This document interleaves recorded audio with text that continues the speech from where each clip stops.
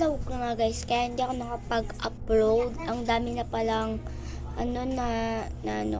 kasi po nasira po tong cellphone. Akala ko pa nasira, pero po naayos po ng nagsira neto.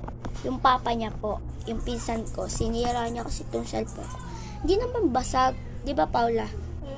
Na lang, nasira lang. Akala ko nasira, pwede pa pala nabalik na. May ang nasira po kasi dito yung wifi, nabalik naman po. Ayaw po kasi mag-wifi, tas ayun, bumalik na. Okay na, makakapag-upload naman. Kasi po, yung dinala ko po yung cellphone ko nyo, kasi po, nilibre po kami ng tita ko. Ayun, yung magbibidyo's na ako nyon, biglang napagat. Ayun po, nabaksak. Comment ko part 2 ang bilis ng oras. Be, di ka nag